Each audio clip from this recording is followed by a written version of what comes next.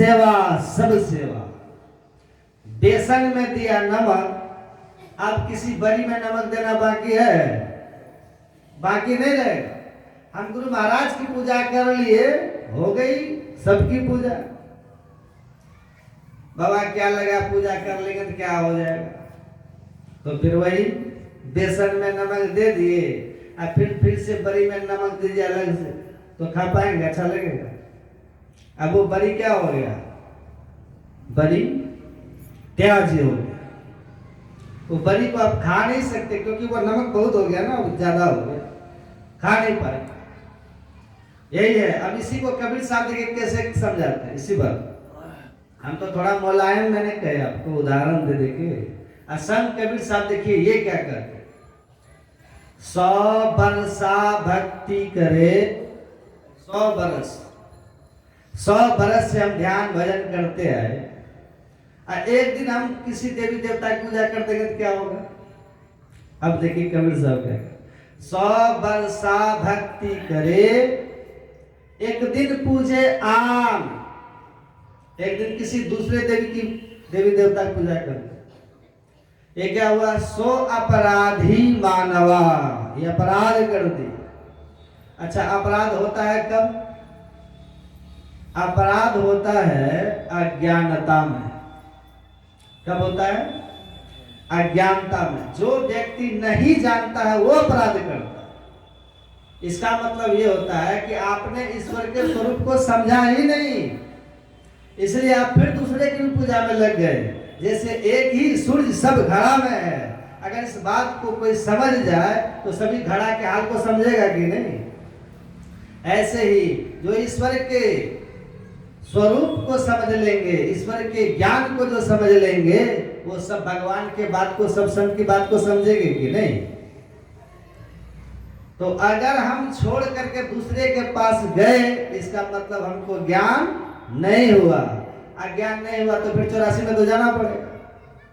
वही कबीर साहब कहते हैं, 100 अपराधी, वो अपराधी है, मतलब उसके पास ज्ञान नहीं हुआ। फल क्या होगा? पड़े 84 खान, फिर कुकर सुकर बने। इसीलिए जब सत्संग कीजिएगा ना बराबर, सत्संग जब करेंगे बराबर, ठीक से सुनेंगे, ठीक जब सत्संग करेंगे तो सत्संग करते करते इष्ट के स्वरूप को आप समझ जाए, हमारा मोह भंग हो जाएगा, अज्ञानता मिटेगी, प्रेम बढ़ेगा। जब कछु काल करिए सत्संगा, तब वही हो सब मोह भ्रम भंगा। वही कहते हैं, बिनु सत्संग न हरि कथा। हरि कथा मतलब इष्ट की कथा। तो हम लोग सत्संग करेंगे तो गुरु महाराज की महिमा सुनाएंगे कि नहीं? बिनु सत्संग ना हरि कथा, अतहि बिनु मोह न भाग। मोह गए बिनु राम पद, होय न दृढ़ अनुराग। जब तक हमारे भीतर मोह रहेगा, अज्ञानता रहेगी, तब तक आपको अपने इष्ट के प्रति, गुरु के प्रति वो प्रेम नहीं होगा। और सुनिएगा ध्यान से, और बढ़िया से सुना देते हैं, सुनिए। राम कृपा बिनु सुनु खगराई, जान न जाए राम प्रभुताई। जाने बिनु न होय परतीति, देख रहे सूत्र बना है, जाने बिनु न होय परतीति, बिनु परतीति होय नहीं प्रीति। जब तक विश्वास आपको नहीं होगा ना, तब तक प्रेम नहीं होगा। जिनको गुरु महाराज के सिवाय किसी पर विश्वास नहीं, किसी पर भरोसा नहीं है, ये जब विश्वास जम जाएगा ना, तब वहीं से प्रेम प्रकट होगा, प्रेम आएगा तब। समझ रहे हैं बात? देखिए, एक होता है प्रेम और एक होती है आसक्ति। दोनों में डिफरेंस है, अंतर है। एक है प्रेम, और किसी को किसी से गांव घर में आसक्ति और कहते हैं प्रेम हो गया। वो प्रेम नहीं है, वो आसक्ति है, उसको ममता कहते हैं। आसक्ति जब भी होती है, ममता जब भी होती है, वो स्वार्थ से युक्त होती है। समझे? किसी के रूप को आपने देखा, आसक्ति होगी, तो आप क्या कहते हैं? हमको इससे प्रेम हो गया। नहीं, वो आसक्ति आपको हो गई। आपने किसी के धन को देख लिया कि बड़ा धनी मानी व्यक्ति है, आप कहते हैं इससे हमको प्रेम हो गया। नहीं नहीं, प्रेम नहीं, वो आपको आसक्ति हो गई। किसी रूपवान से जो आपको प्रेम हुआ है ना, जब उसका रूप खत्म होगा, आपकी आसक्ति भी खत्म हो जाएगी। किसी धनिष्ठ से आपको आसक्ति हुई है ना, जब उसका धन खत्म हो जाएगा तो आपकी आसक्ति भी खत्म हो जाएगी। इसलिए संसार में प्रेम नहीं होता। प्रेम जब भी होगा, ईश्वर से, अपने इष्ट से प्रेम होगा। प्रेम में कोई स्वार्थ नहीं होता। प्रेम निस्वार्थ होता है। निस्वार्थ जो आपसे प्रेम करता है, आप भी उन्हीं से प्रेम कीजिएगा। निस्वार्थ प्रेम कौन करते हैं आपसे? ईश्वर करते हैं। और वही ईश्वर हमारे इष्ट के रूप में है, गुरु रूप में। इसलिए गुरु महाराज बिना स्वार्थ के हमसे प्रेम करते हैं। गुरु महाराज ही ईश्वर है। हम लोग रोज गाते हैं ना, मंगल मूर्ति सदगुरु मिलवै सर्वाधार, मंगलमय मंगल करण बिनो बारंबार, ज्ञान उदधि अरु ज्ञान घन सदगुरु शंकर रूप, नमो नमो बहुबारहि सकल सुपूजन भूप, ब्रह्म रूप सदगुरु नमो। कहते हैं ना, प्रभु सर्वेश्वर रूप, राम दिवाकर रूप गुरु, नासक भ्रम तम गु। नमो नमो सदगुरु नमो, जासन को न आम, परम पुरुष होते अधिक, गावे संत सुजान। अब इससे बड़ा क्या कहें? ये भाव जब दृढ़ होता है, विश्वास जब जम जाता है ना, तब गुरु महाराज से आपको प्रेम होगा कि अरे गुरु महाराज साक्षात ईश्वर है, परमात्मा है। यदि इस आंख से आप ईश्वर को देखना चाहते हैं तो गुरु महाराज को देख लीजिए, समझिए ईश्वर का दर्शन कर रहे हैं। सगुण स्वरूपी ईश है, ये ईश मतलब ईश्वर है। ऐसा विश्वास जब कीजिएगा, तब गुरु महाराज से आपको प्रेम होगा। आसक्ति होती है विषय से, इससे रूप से, रस से, गंध से, स्पर्श से, शब्द से, इससे आसक्ति होती है हमारा। और भगवान से, इष्ट से प्रेम होता है, बिना किसी स्वार्थ का प्रेम होता है, इष्ट से होता है। ये प्रेम जब होगा ना, तब जैसे बैठेंगे ध्यान पर, अपने गुरु गुरु होगा, अपने होगा। आप जाते हैं बाजार, आपको अपने गाड़ी में देखते हैं कोई नाम लिखाते हैं, आप जिससे प्रेम होता है उसका नाम लिखाते हैं, लिखाते हैं कि नहीं? तो प्रेम है तब ना, तो प्रेम हो जाएगा ना, तो 8 पहर की मार बिना तलवार की, बड़े दाग पर दाग पंथ बैराग। बार बार विषयों का आक्रमण आपके मन पर होते रहता है। इंद्रियों के माध्यम से रूप का हमला, रस का हमला, गंध का हमला, ये जो आपके ऊपर स्पर्श का हमला होते रहता है और आपका मन विचलित होते रहता है, साधन से डिगने लगते हैं। कहते हैं ऐसे वैराग्यवान साधक बड़े दाग पर दाग। कितना भी विषय का हमला उसके ऊपर होगा, लेकिन वो पंथ वैराग्य का, वैराग्य के पथ से डोलता नहीं, हिलता नहीं। कौन? रूप बिंदु जल हो ही सुखाई, जिसने अपने अंदर के उस बिंदु रूप का दर्शन करके अंदर के सुख का अनुभव कर लिया। भया जी हरि रस पी मतवारा, 8 पहर झूमत ही बीते, डाल दी उस सब धारा। उसके अंदर में वैराग्य दृढ़ हो जाता है, उसकी वृत्ति सहज भक्ति की ओर। भक्ति क्या है? सीता भक्ति का प्रतीक है। उसकी वृत्ति भक्ति में स्थिर हो जाती है।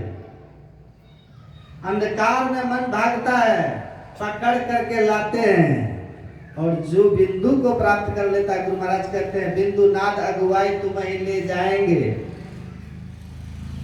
अब उसको प्रयास नहीं करना पड़ता।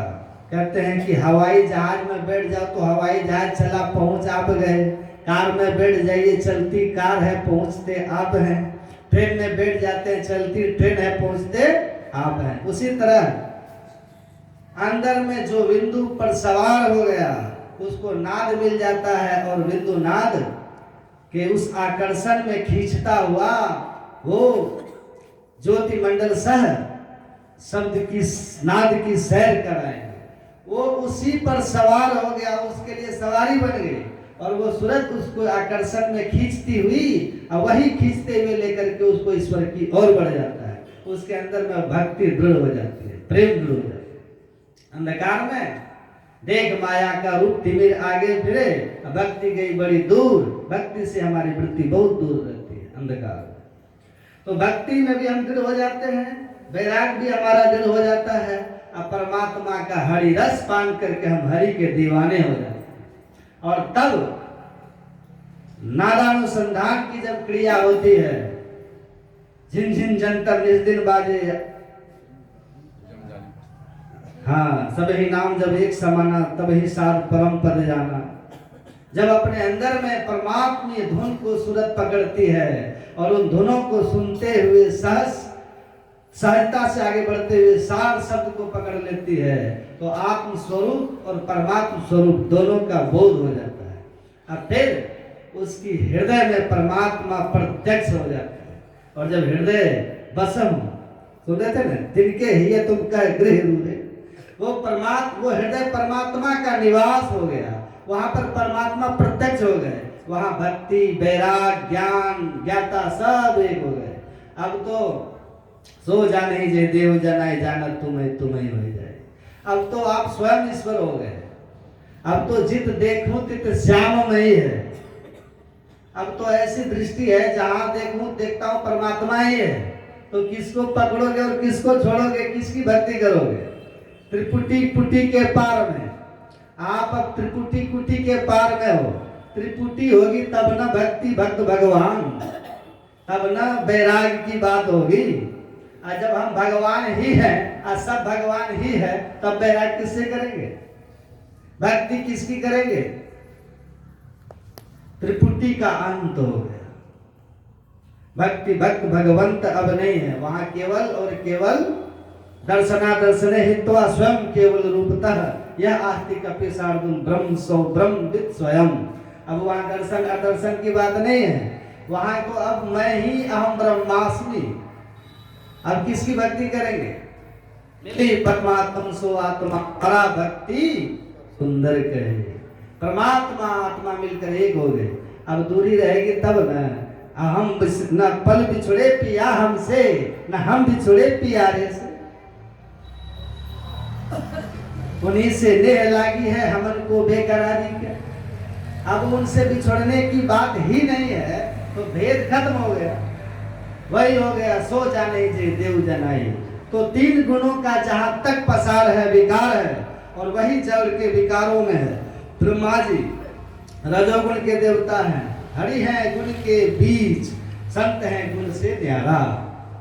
विष्णु सतोगुण के देवता हैं, और शिव जी जिनको शंकर कहते हैं वो तमोगुण के देवता हैं। तीनों गुण के अंदर में हैं, इसीलिए वो भी अधिकारी नहीं है जो परमात्मा के अनंत स्वरूप को पहचान करके राम स्वरूप तुम्हारा वचन गोचर बुद्धि पर अभिगत अकथा पार। वो सर्वव्यापी वाणी से परे असीम स्वरूप को जान करके मोक्ष पा सके, वो उसके अधिकारी हो भी नहीं। जो बिंदु नाद की साधना करते हुए अंत में सूरत शब्द योग की साधना करते हुए जो सार शब्द को पकड़ लेता है, वो त्रिगुण के आवरण से मुक्त हो जाता है। इसलिए पलटू साहब कहते हैं, एक नाम अमोलक मिल गया, वो वही अनमोल नाम, राम नाम अमर नाम भजो भाई से, भरे निरंतर वही न टूटे, जिनके श्रवण समुद्र समान। वो सार शब्द की पहचान है। कहते हैं कि नाम अमोलक मिल गया, पूरन प्रकटे भाग है जी। गगन की डोर पपिहा बोले, सोबत उठी न जागी होगी। आत्मा जाग करके परमात्मा हो गया। जो सोया हुआ है जीव है, जो जगा हुआ है वो पीव है। जग गया अहम ब्रह्मास्मि, पहचान लिया। स्वप्न में राजा भिखारी होने का राजा सोया हुआ है, स्वप्न में खुद को भिखारी रूप में देख रहा था, जागने पर अपने आप को राजा के रूप में देख रहा है। शरीर इंद्रियों में बद्ध होकर के परमात्मा का अंश अपने आप को जन्म मरण सुख दुख का भोक्ता समझ रहा था। जैसे ही आत्म स्वरूप का ज्ञान हुआ, चेतन अमल सहज सुख राशि की स्थिति हो गई। लेकिन माया बद्ध था तो नहीं था। तो कहते अब जागा हूं, स्वरूप को पहचाना हूं, परमात्मा का मैं वही हूं, ये ज्ञान मुझे हो गया। अब कष्ट नहीं, दुख नहीं, जन्म मरण नहीं, सोवत उठी न जागी हूं। चिराग जले बिनु तेल बाती, नहीं दिया नहीं आग है जी। अब पलटू देखी के मगन भया, छूटा त्रिगुण दाग है। ये 3 गुण का जो दाग था ना, दर्पण में लगा काई, चेतन आत्मा के ऊपर जो ये दाग था, काई था, जिसके कारण परमात्मा का प्रत्यक्षीकरण नहीं हुआ। चेतन आत्मा जड़ का संग छोड़ करके जो पहचानती है उसको ईश्वर का दर्शन करते हैं। ये काई हट गई कब? जब नाम अमोलक मिल गया। तो जब 7 शब्द मिलते ही चेतन आत्मा जड़ से मुक्त हो जाती है, आत्म ज्ञान और परमात्मा ज्ञान करने में सक्षम हो जाती है।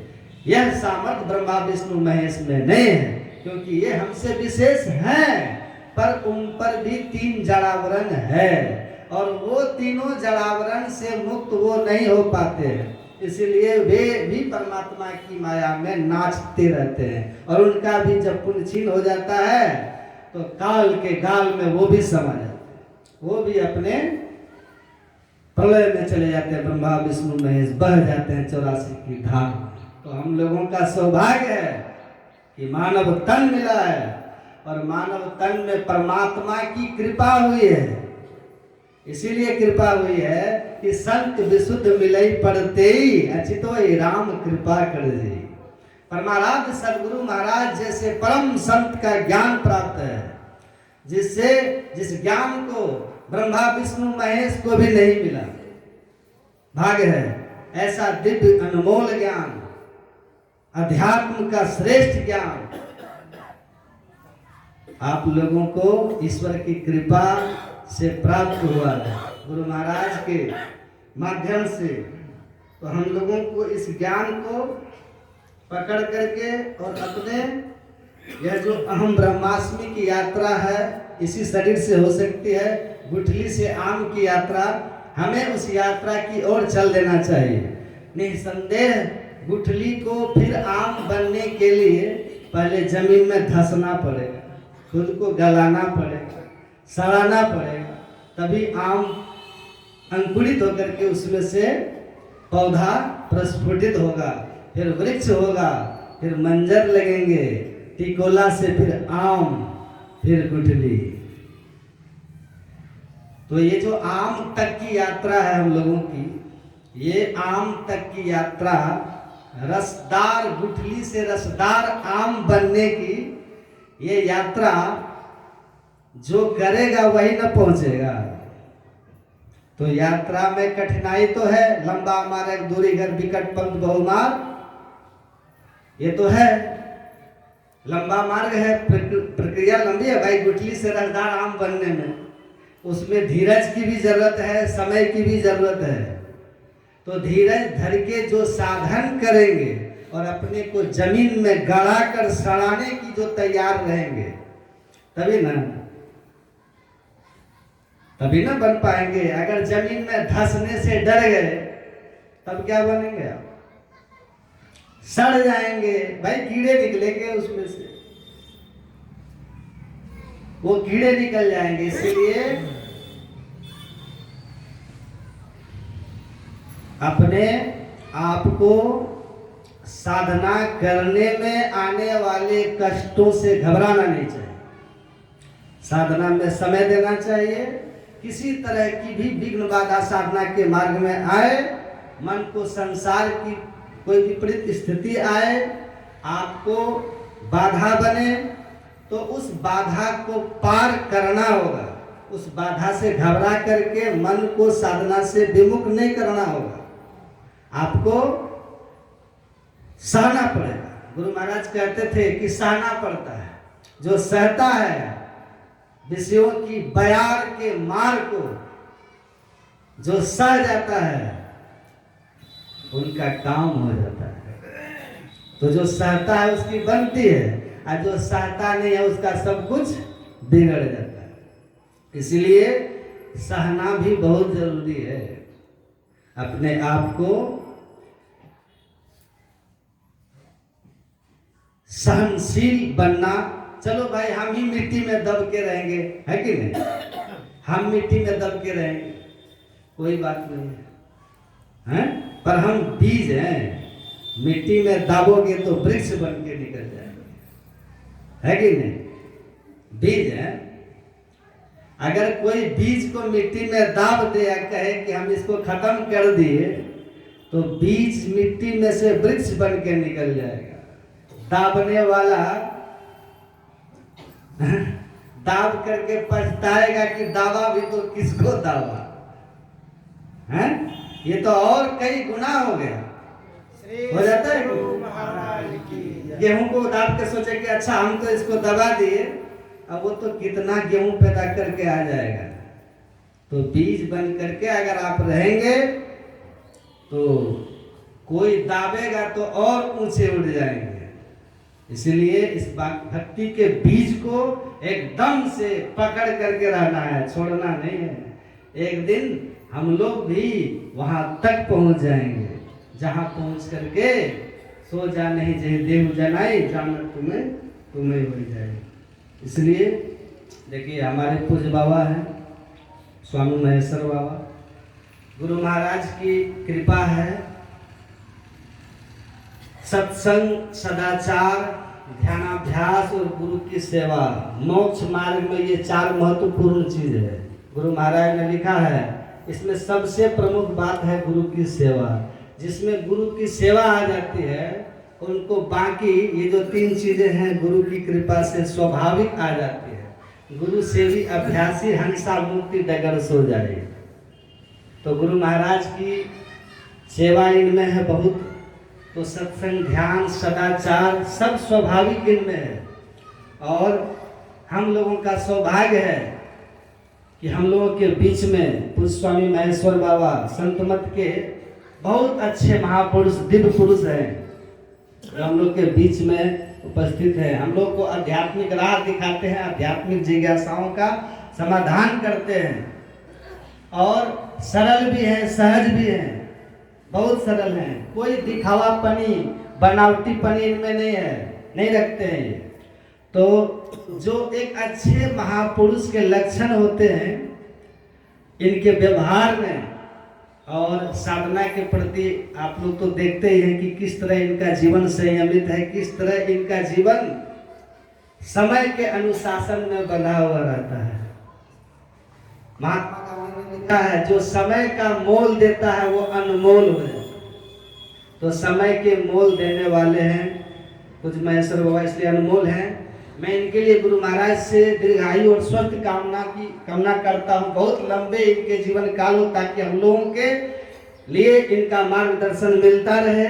मैं इनके गुरु महाराज के पावन चरणों में इनके दीर्घायु के लिए कामना करता हूँ। बोलिए श्री सद्गुरु